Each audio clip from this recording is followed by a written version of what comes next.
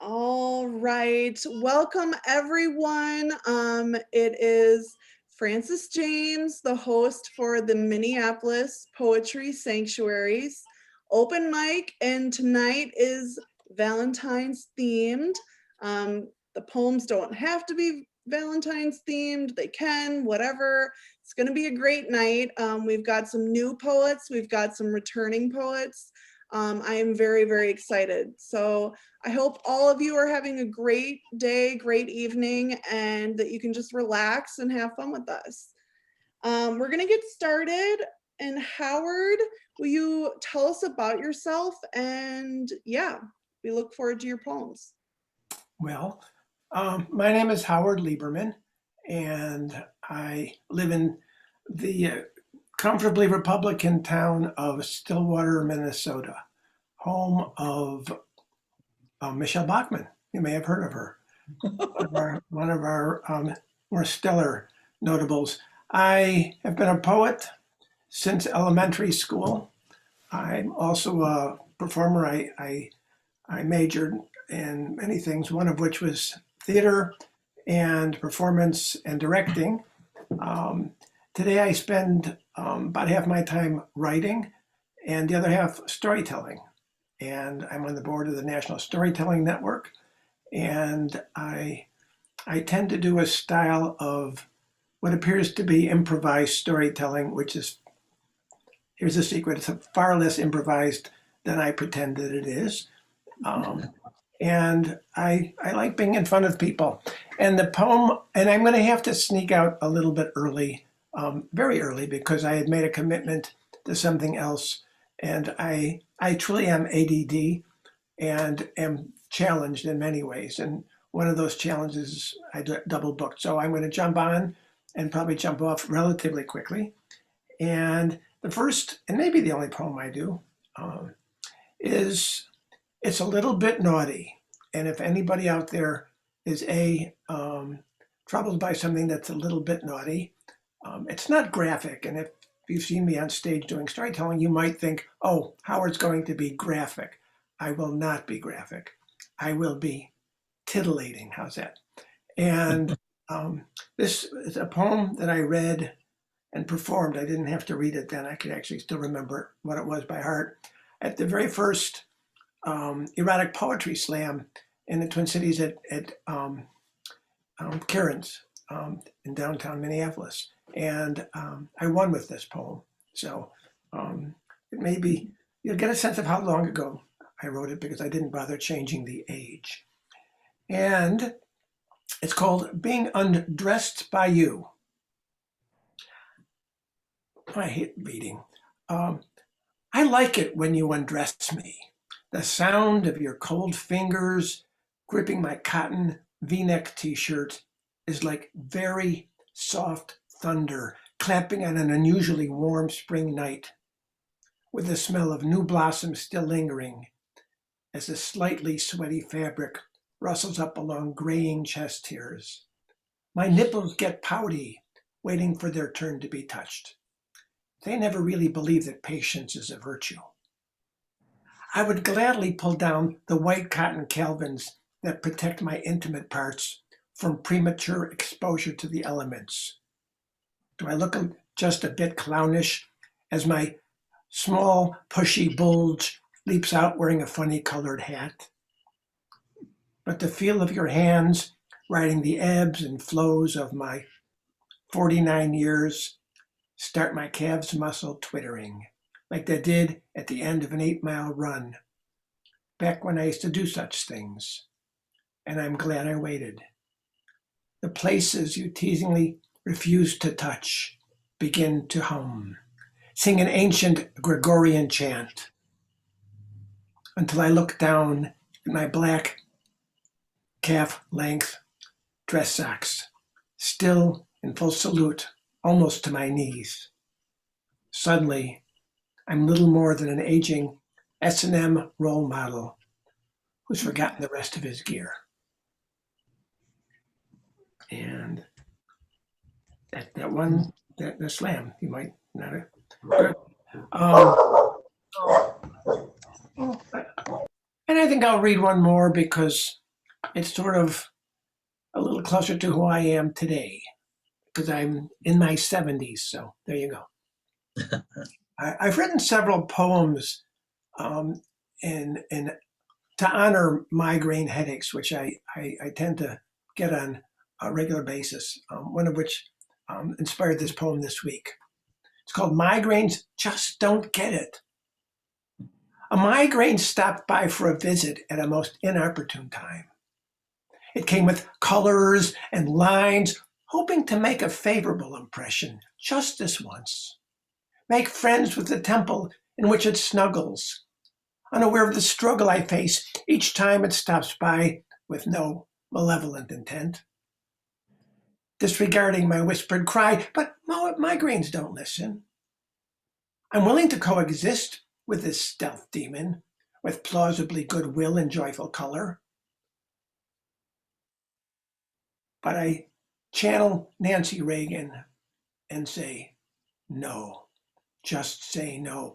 And so I tell the migraine to go away, migraine. It doesn't listen. It never listens. Of course it doesn't. It's part of me. Okay. It's an ode to migraines. And I have about a half a dozen poems.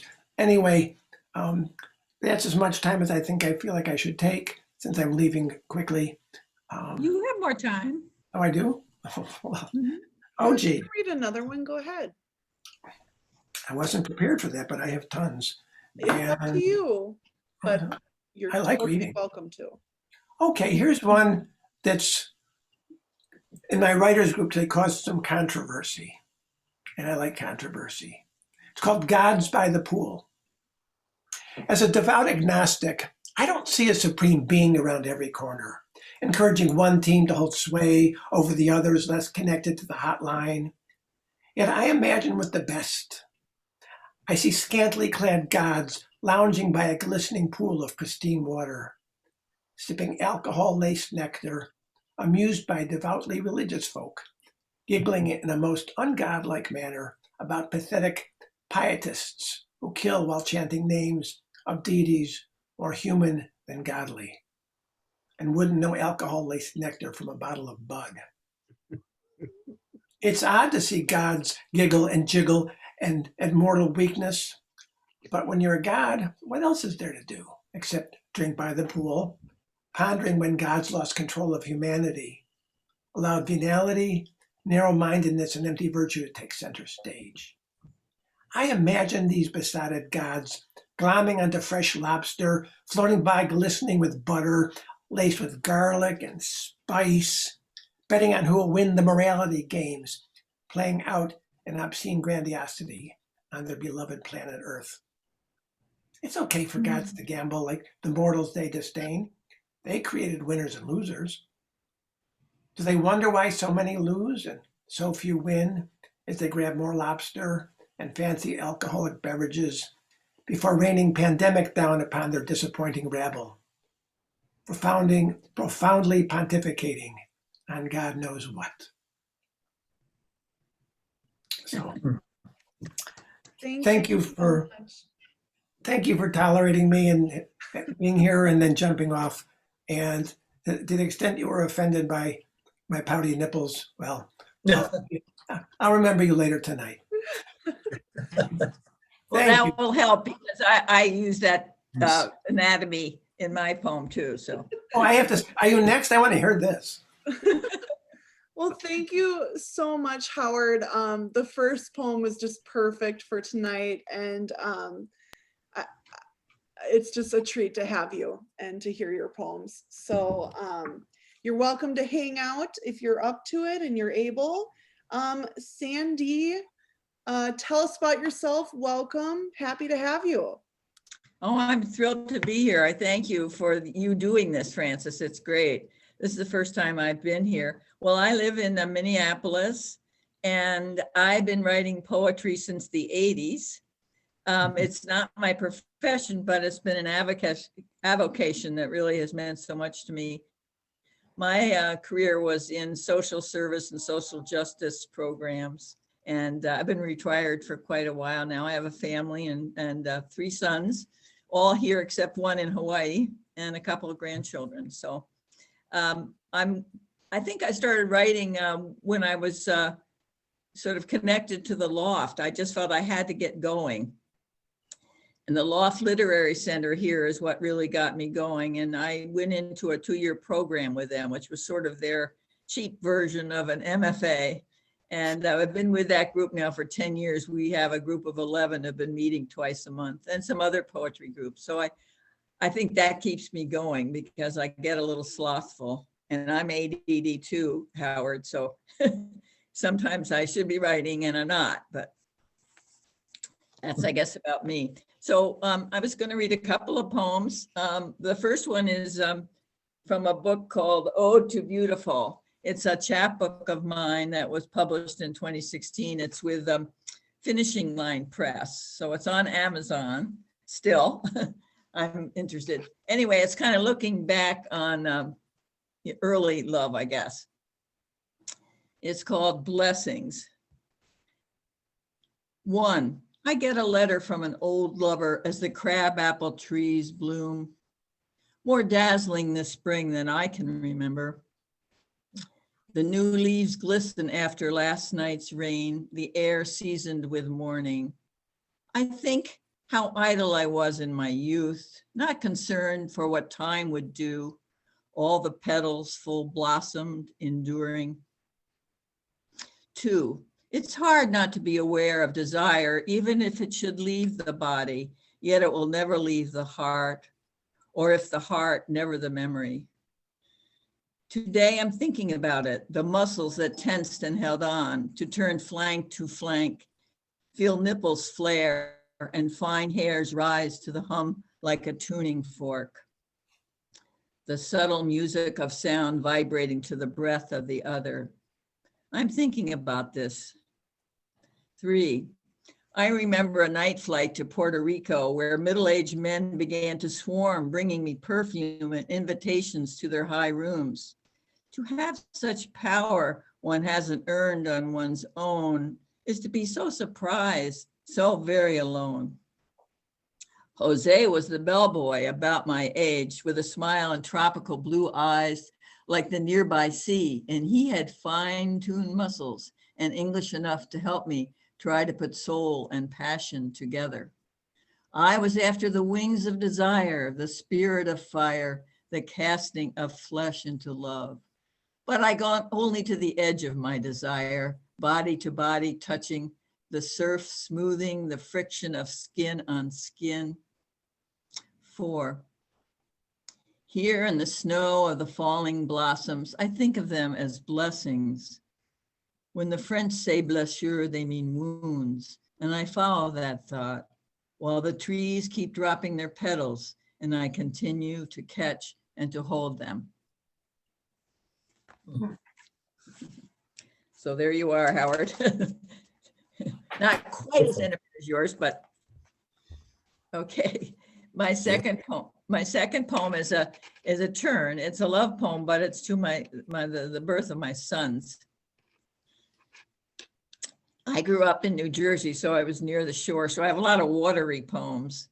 Not so, well, we got a lot of lakes here. This is called Jersey Argonauts. A young girl, again, running to the beach. I'm watching sunrise silhouetted fishermen leap from bloody waters, pulling fish-filled boats to shore. They unload piles of mackerels, gills stilled by useless air. The dead fish began to stink. Listen, crying seagulls circling, salt sweating, silvered with fish slippings, jeweled by seawater. The silent fishermen glisten in their work. My water breaking, I cry out, riding waves, rising, falling. With one last surge, I expel you, slippery onto the shore. You begin to pump your lungs, breathe this ocean of air. I listen to your gull-like cry. Silvered by seawater, you are alive, shining, and I am brilliant in this work. So that's, I'll read a couple more. Oh, thank you, if it's okay. Please do. Please do. Okay. This is, I used to do backpacking and rafting and stuff when I was more able to do so. This is called Running the River of No Return, Middle Fork of the Salmon River, Idaho. As we rounded each bend, sitting on the lip of our rubber raft, he plunged his paddle into the foaming waves, bringing us around the heads of rocks, out of danger. The river's lesson he described softly as he cleaned trout with a few swift knife slices, laying open the scaffolding of the fish. Or as he joked while petting the darkly patterned gopher snake he held curled around his arm. By the campfire, luminous flecks of ash drifted over our small cadre of rafters. I remember only 3, my husband and me and the guide. His body was younger, shorter than my husband's, and he had a large uneven scar along his upper right thigh. His story of the shotgun wound, a boyhood elk hunt with brothers high in these canyons. I saw the elk backlit on the crest of the canyon and the blood-soaked pants, and felt the tourniquet and watched the litter of branches they used to carry him down, inching down the cliffs. The 11 sons of Mormons, his name was Ray, and he knew the silver-skinned river, its constant currents, and he had a look as he watched me when I wasn't looking and when I was. And another one of the outdoors, sort of. In the canyon pool, Canyonlands, Utah. You step into my reflection, your bare aging flanks cast cool white shadows on the water's surface. Your muscles stiffen in the pool's icy waters. Can I approach you naked as we are, you like a deer who darts away? What should I touch when the rain stops? The cave quiets from falling sounds. Your cares are cares I could wash away with my hands. I could lick away the stain. Wild berries are ripe here, still sweet at this time of year. And one last one. Now I'm moving back to my dog. This is entitled An Afternoon at Bunny's Bar, or Another Reason Why I'm Not Writing Poetry. Well, I was going to say the last 2 poems came out of my book called This Distance in My Hand, which Main Street Rag published, and it's not on Amazon because he doesn't like Amazon. But anyway, An Afternoon at Bunny's Bar, or Another Reason Why I'm Not Writing Poetry. Sandy, save your energy for writing poetry. These words of a concerned friend run through my head as I sit with my hands resting on the car wheel, driving to Bunny's Bar for a memorial service in honor of the owner of my dog Bingo's best friend from the dog park. Even though neither John, the deceased, or Oliver, the dog, will be there. However, John's sister Julie asked me to come, so I'm going to comfort her.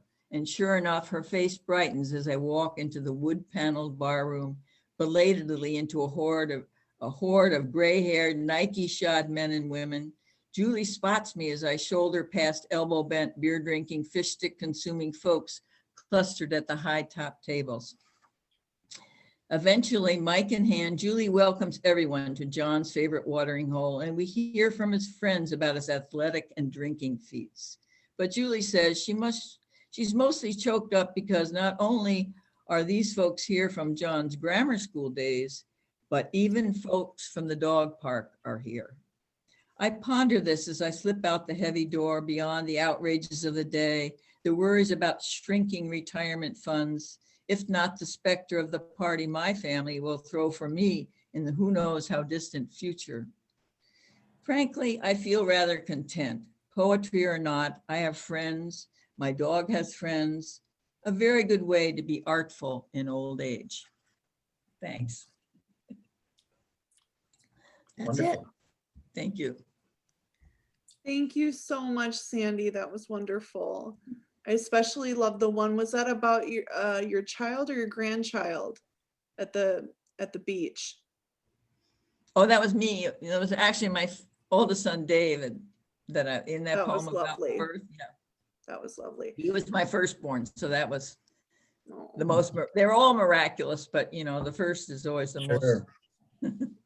that's awesome. Thank you so much, Sandy. And if you, in the live like video comments, if you could include where they could possibly purchase your books, that would be great. And anyone else that has books, please comment them in the comments so other people can see it as well. Well, thank you again, Sandy. That was wonderful. And we have George Farrah. George, welcome. Well, thank you. Thank you for doing this and having me. This is really wonderful. Good to be here. Yeah, I'm coming from Minneapolis, south side of Minneapolis. I've been writing a long time, since I was 19. That'd be like 68, 69. Oh my God, that long. Yeah. And I started out as a musician in high school as a rock and roll guitarist. You can see my guitars back here. That was kind of like an entry point for me into art. And then in 1819, some friend of mine said, hey, you should buy that book and that book, which was Lawrence Ferlinghetti's Coney Island of the Mind and a Leonard Cohen book, when he was a poet before he was a musician. Really good poet. So I read the books and I went, oh my God, what is this? I don't understand a word of it, but I love it. So I need to do this maybe. And from then on, it sort of took on a life of its own. I didn't have formal studying in poetry until in my 40s, actually. And I went to Bard College in New York, got an MFA in poetry from there. Taught a little bit at the Loft. It was a wonderful experience. I'm also a painter. I started painting at about 32, 33. Oil paintings and acrylic. I taught art for about 23 years at St. Cloud State University. Retired about 5 years ago. And I've always been writing. I have a few books out. This is the first one, The Low-Pouring Stars from Ravenna Press. And then a chapbook, Walking as a Wrinkle. That's from Mariah Press. And then a new one from Mariah Press, Swans Through the House. Oh yeah, and also drawings in triple out of Ravenna Press, 3 artists in this. And I have a forthcoming book coming from Ravenna Press, Relieved of Their Whispers. I don't know when that's coming out, but anyway, so I'll read a few things here. I'm not sure if these are Valentine's poems. I think they are, but we'll see. This first one's called Fountains. Involvement in pictures. Walls are ornaments until all these things we say declaring a separateness and avoidance, a mutual brokenness, the fires of the season, the hungers and aches, plans to see you, your face before me. The lavender ceiling fans in old hotels in the 30s, in Shanghai, Berkeley, Minneapolis, Seward Cafe, Detroit, Plum Street, and Woodward, old artery of the young. I am broken. I am rebuilding and running to you again. We are lifting the afternoon over our face to see to the other trees everywhere, across the world, searching the sky.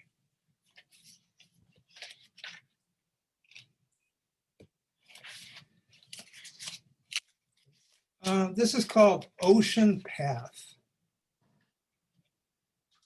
You with the paintings, the roots of your teeth required of you, the museums of parks, stars, and night lights, mirrors of the sky, open readings of your face in love, changing the material of your arms, torso, legs, your whole body.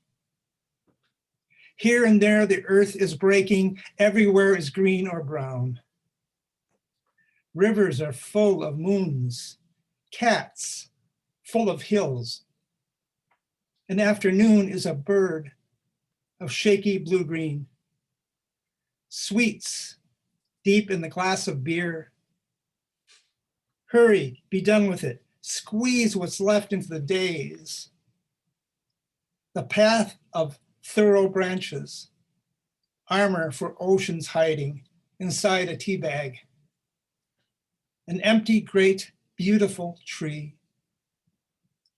Two suns tilt faces. Crystal tempests of knowing, taking up a residence as the night crashes on down, and water runs clear in a wonderful empty place down the street.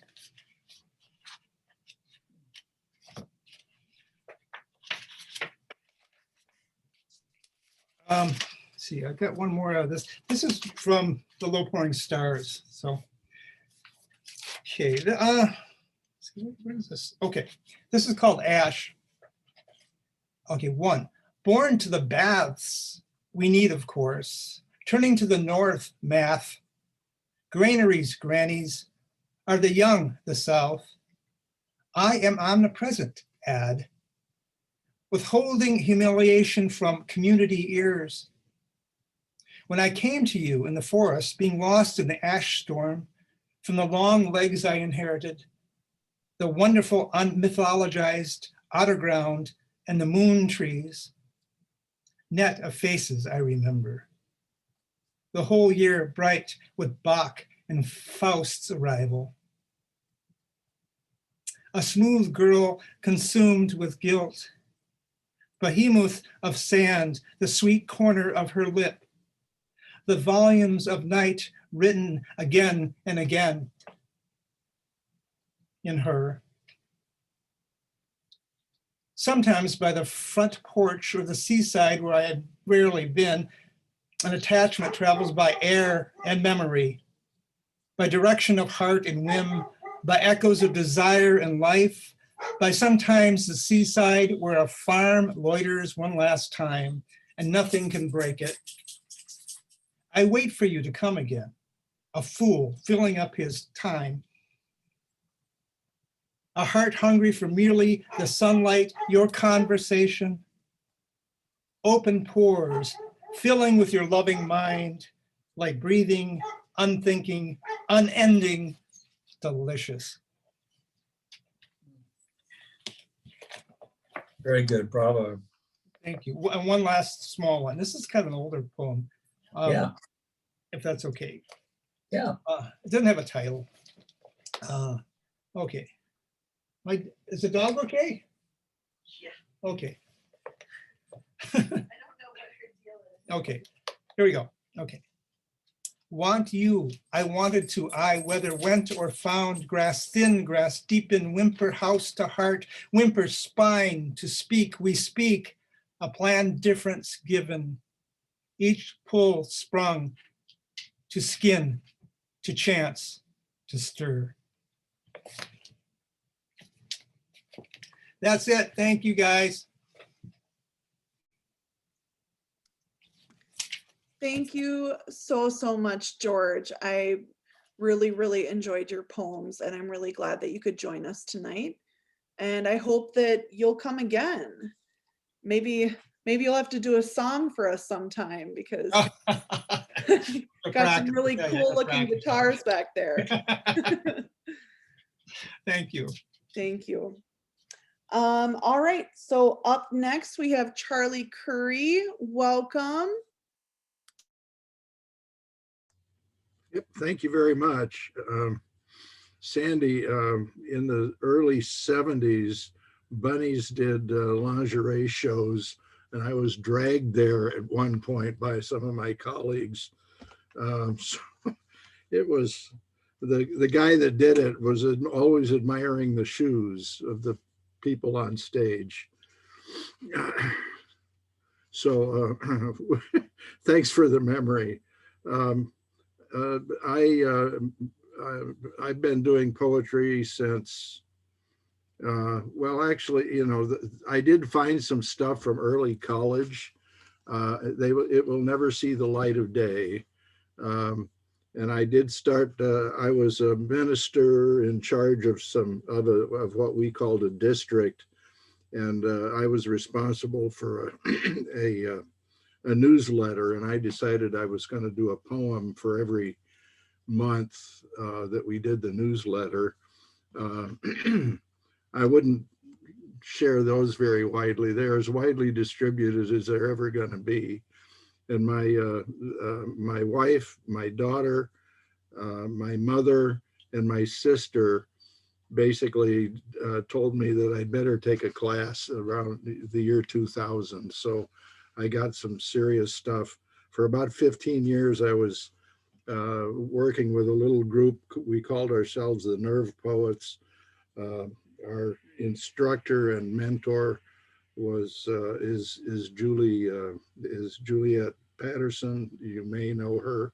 You may, Sandy, yeah. So you know I was in good company to be allowed in the room. And so here are some poems. These are all at least nominally love poems. A couple about marriage and so forth. First one is written I did for a wedding of my niece, and I need to make apologies to Ron Padgett for this because I stole his format. It's called How to Have a Perfect Marriage. Write your future plans in pencil. Carry an eraser. Keep a straight face when discussing them. Remember that you are not perfect, but you are worthy of love. And so is your partner, both of you together too. Be competent. Admire the other person's competency. Goof off together. Help each other with career development. Hold hands in public, often. Make the bed. Practice generosity, save 10% of your income, spend less than what you bring in, even though you have first heard this advice from your parents. Invite people over, even if you have to borrow chairs. Cleaning the kitchen after guests have gone home is fun.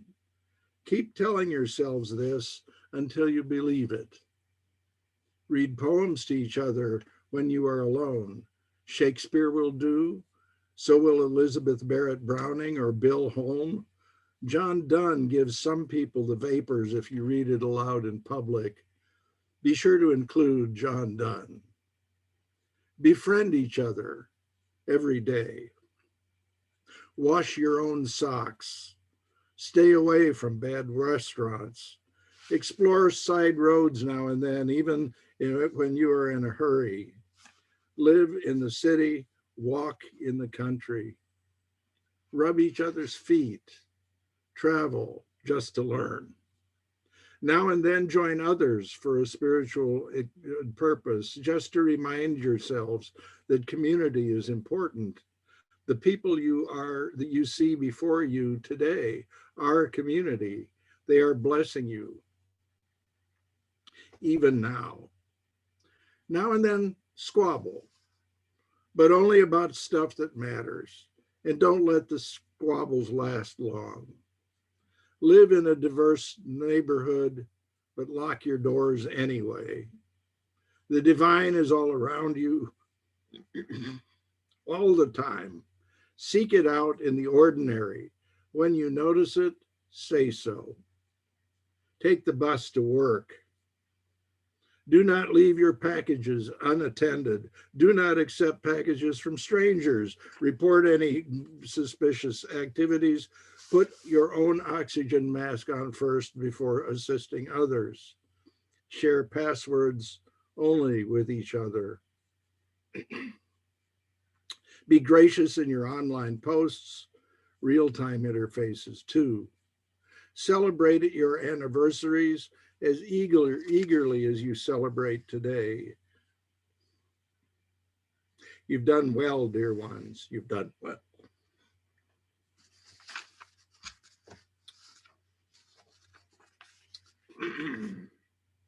We just got to sit, they are in Scotland at this moment, and so they're kind of stuck in Scotland. It was nice to see them on a Zoom call today. The next two are sort of PG, maybe PG-13. This one is called Charm. There are questions, answers, in the second button undone, promises in the three-sided down-pointing frame of a teardrop necklace, generous plain before unseen crevices, not yielding now to breath taken, given. And this one is probably a hair more. Hip bone. I've known your left hip bone for half a century. It has filled my cupped hand as we dance, our dancers, underneath my fingers. It moves to tell the rhythm of your life, the beat of your heart. Gravity and children too have filled out our thin frames, rounded our narrowness. Your left hip bone in my cupped hand glides through the rhythm of our long, slow dance. And this one I'll let you figure out. Where did you go, Wilma Grace? Your exquisite name fills my grandfather's Iowa, recalls my grandfather's Iowa, reveals the dignity of prairies and wide-spaced farms. When I first made your acquaintance, you mesmerize with solemnity and silence. I look forward to your presence when we met each day at the end of the path, brown-eyed, long-lashed, solemn. You moved close each day I came by. We stood together, peaceful. Occasionally, I stroked your nose. You huffed a hay breath at me, your massive head touching the bars.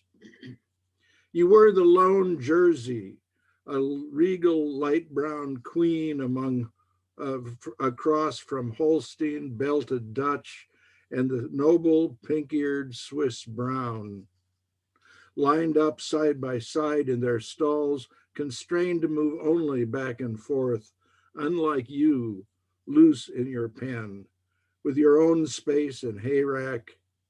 Your aunts and uncles used to wander Wright's Taliesin in Wisconsin, roaming over the musical clefts sculpted into hillsides visible from the house. Milk production not as prodigious as Holstein's, but brown complemented the landscape. Were you fired for low production, as Taliesin's were after Wright's departure, or perhaps age or mad cow, or, dear God, no, a desire for steak? Whatever it was, Wilma Grace, you disappeared so suddenly, no explanation left behind, just an empty pen, your name removed. I don't know where you went, Wilma Grace, but your perfect name remains with me.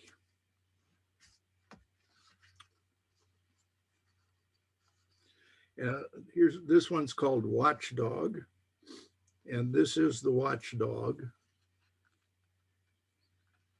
And you can see this. I mentioned this in the poem, but it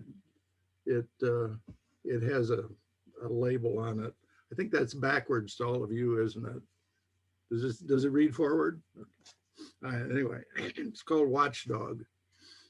I'm not attached to things, although they do sometimes accumulate, not just mine, children's projects too, a drawing of a tennis shoe, a musical biography of Walt Disney, a popsicle stick boat, the SS Dad, 2 gumball dispensers, 1 from each child. The memory of small faces happy with their projects might be enough to carry with me.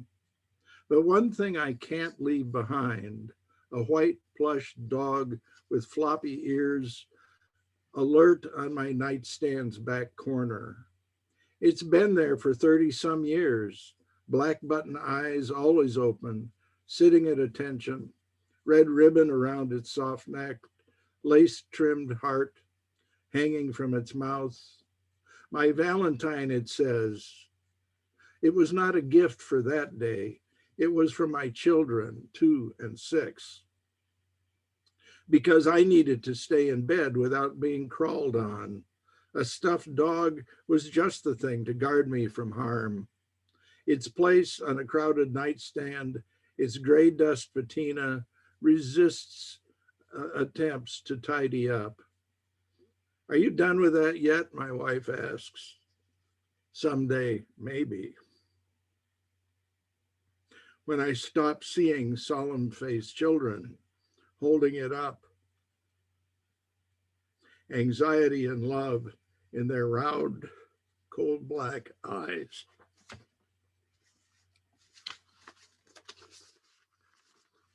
And the last one, close out with a marriage poem also. It's called Charlie and Penn Talk About Their Marriage Just Before Sleep. And it's apologies to Lee Young Lee. Again, it's nice to be able to steal other people's forms. It's hard to predict, isn't it, how a marriage turns out? I mean, look how unclear it is when we're just getting through each day. How do you know where we're really going? And then we look back and see the rich fabric rolling out behind us. The bedroom is dark. The ceiling fan stirs air around us. Time plays tricks, she says. What can we say about it? How did we make it so long? 40 years and counting? It's an adventure, she says. Maybe like rough linen. From a distance, it's one flaxen prairie whole, but close up, there are lots of differences. I described the nubbly threads and bits of seed hull that represent difficult times, the improvised colors, light and dark, comprising twists and turns. I like that, she says. The most important thing is us. The rest is negotiable. Her speech is slowing. She's getting sleepy. I comment on the length and breadth of it, the warp and woof. We're always on the front edge, weaving without knowing what it will look like later, how it will still claim us. She reaches over to twine her fingers with mine. One squeeze, then she's asleep. I follow a few breaths later.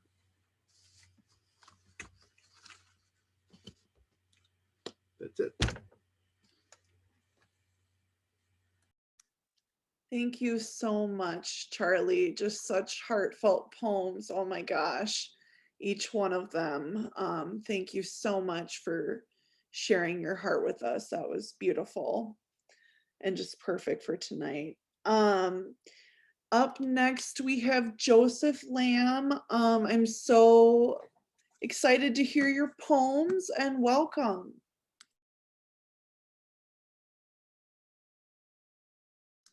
You're on mute.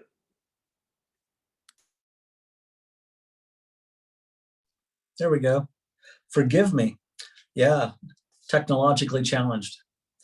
I appreciate that, Francis, and I appreciate also just all the other work that I've been hearing tonight.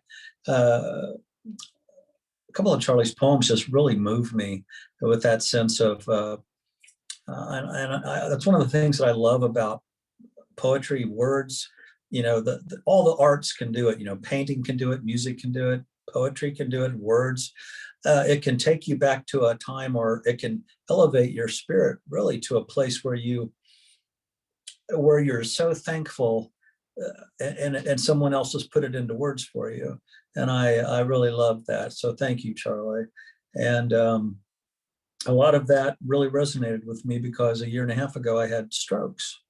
And a lot of times when people see me, they don't think that it looks like there's any residue, but there is.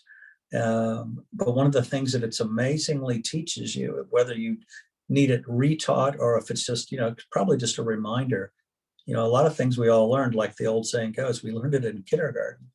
But one of the things that it reminds you of the preciousness of not just life, but relationships, just the beauty of everyday things. And I really appreciated that, Charlie. Just to tout my own horn, I guess, a little bit. This is an album that's actually, because like I said, my world a lot of times comes from an untrained, almost, I would say, primitive form of writing, where it's like, I don't really have any formal training. I don't know how to read and write music. I hum it all out to the folks that I'm working with, and then they laugh and write. And because, they'll say, that sounds so cool. Obviously, you're not a trained writer, because you don't know that that's normally not done. And so with that, I will say, in the world of writing, I love the works of William Blake. I love his work. And then there's a gentleman, a beat poet that just recently passed away, named Michael McClure.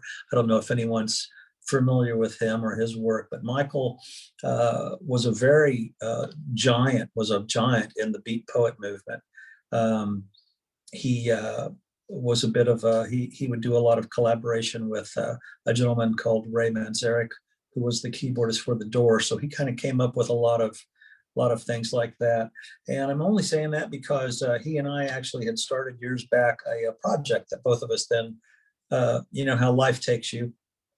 I think Charlie was also mentioning that. Howard mentioned it too, but the idea of, life sometimes takes you down divergent paths. Whether you intended it or not, it kind of becomes your story, doesn't it? And so tonight I wanted to read, I was thinking of two, but they're all related to love, but they're a little different. And one is from a while back, and actually it's on this album, the Anonymous album, which for those of you that enjoy vinyl, it's on vinyl, which I love that, because I come from that time period where you just sit, you put your headphones on, you close the door, and off you went into a little world of sound.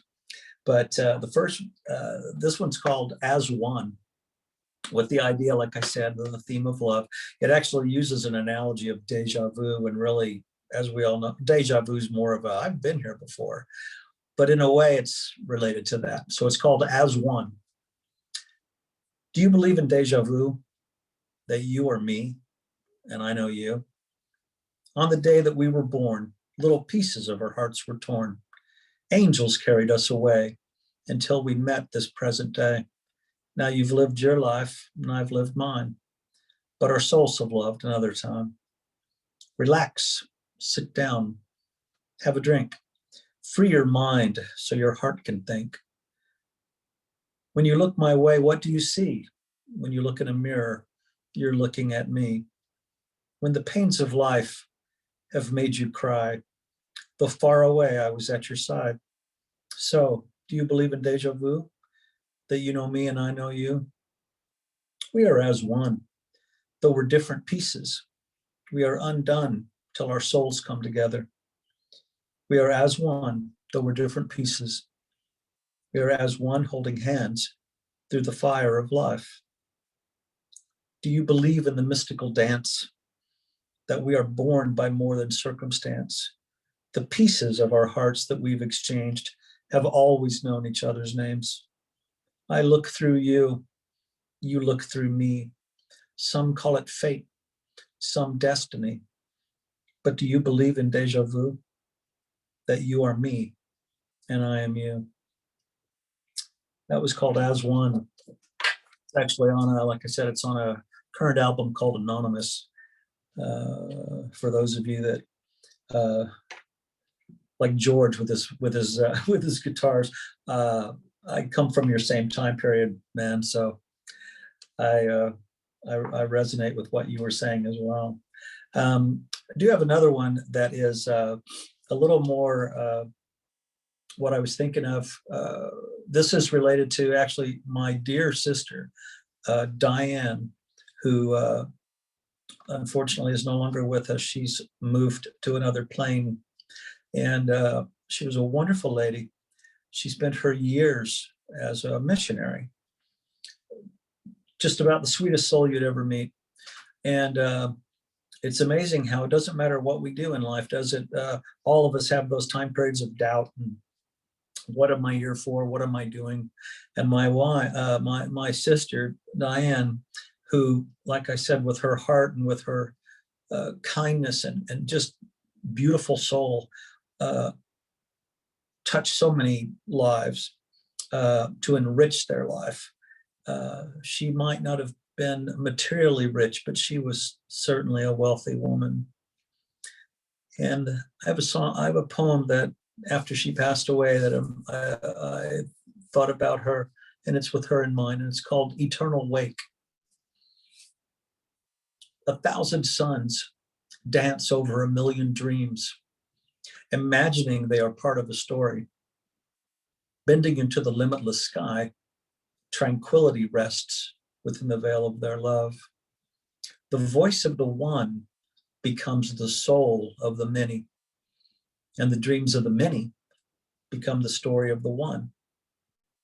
A part of us remains when we leave this life, that part we cherish, that part we give to others in acts of love, an eternal wake growing out from the uncoiled spirit, expanding as it touches new suns that dance to new dreams forever. And that was for the memory of my daughter, my sister, Diane. And then you have one that's actually, if you don't mind, I'll close with one that's brand new. Actually, just we are working actually right now on recording this. It's our next single, and it'll be out probably in May. Pandemic cooperating, or pandemically hopeful, but it should be out in May. It's called, and it once again, it comes from that idea of love in a different form, and that sense of how those near us love us, and in a way that really just touches a different plane. They don't see, when they see you, they don't really see the bad. We all as humans fail from time to time. They don't see that. They just see you as a person, and they love your soul. And that I've always been touched by how we all kind of tend to recognize each other when those special ones come along. Gandhi once mentioned that those all from different eras and time, they can know each other. That's why I love, writing is so amazing, because you can identify with a person that wrote 200 years ago. So they're not around you. The idea that the written word can go over generations and span all that time is absolutely mystically amazing to me.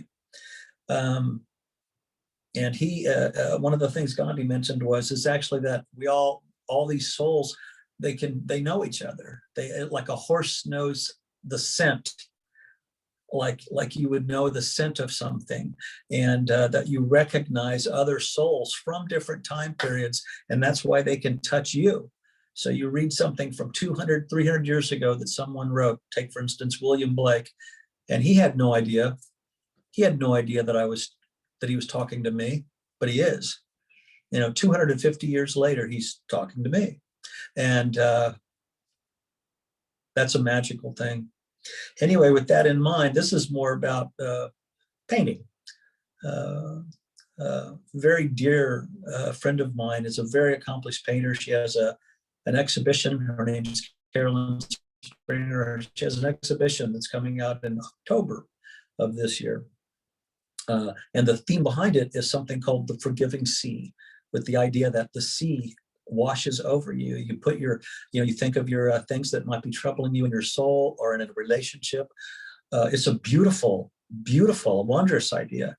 She layers over this painting over and over again. People fill it up with names. It's an incredible thing to witness. People fill it up with names. Some of them I've seen move to tears as they write, because the idea is they're letting go. They're writing it in the sea, and then with her paint, her palette, she washes over it, and a new layer develops, and people come to it. And it's such a beautiful idea of forgiveness. And with that, I wrote a song called She Sees Everything. And it goes, every January is cold, but she doesn't mind the weather. She tells me seasons are like rainbows. All the colors make things better. Taking all the worry I hold, brushes over every letter. Her spirit refreshes my soul, holds me close and lets go the tether. Well, she knows how it goes. People stand in line just to see her face. And she knows how I flow. When I'm in her sunshine, her smile lights up the place. She sees everything, but still she loves me. She sees everything and makes me better. She sees everything with her eyes, with her smile, with her beautiful mind. I watch her walk. And that's she sees everything. It's a beautiful, the person that actually inspired this, as we all know, as writing, the writing, a lot of times you might take a little poetic license with something, so it might not totally fit as a documentary, but that's the idea behind it. And I thank you all for listening. Thanks, Joseph. That was great. Yeah. Thank you so much. Wonderful variety and lots of Yeah. talent. Yeah. And we all, I suspect this is true of all of us, we're all glad that we were allowed in the room with the others. Yes. Yeah. Isn't that so? Joseph, I just was so moved by your sharings, as well as your poems. And I thought I would read maybe just a couple poems as well. And I totally got steered a different direction of what poems I was going to read. So yeah, it's just interesting. So let's see here. Okay. So I'm Frances James, and I have a self-published book, but right now I have 3 different manuscripts that I'm working on. And I have not submitted my stuff pretty much anywhere. So I've just been writing for a really, really, really long time, kind of just collecting things. But yeah, I don't know if you are interested. I mean, I have a website, but I'm also an artist of all the trades. Like, I'm a singer songwriter. I make jewelry. I learned silversmithing a couple years ago. I paint, I draw. Yeah, all of that. So, and I think that's what's so cool about poets, because I think most poets are just, they have several creative outlets, and that's just so cool. But yeah, I can post more about, where to find my artwork or singing or whatever later. So here is a poem, because I absolutely love horses. And just the different hints of animals here and there throughout the poems tonight, I was like, oh, okay. I wrote another poem recently about horses, and that was at the last open mic. So if you like horses too, you'll have to take a look at that. But this one is called Summers of Horses. Summers of horses, braiding mane and tail, taking our time brushing fur coats, placing flowers between thick caramel hair. My new saddle sits in the tack room, still unmarked and leather fumed. We prefer the friendship in bareback, the gentleness of a harness, riding until it's too dark to see. We assemble jumps made of branches and rocks. We practice barrels in the field. Some days we take the horses to the pond to cool off, the clay mud on our feet. I swim quick so I won't see the big fishes. The horses munch on milk thistle weeds.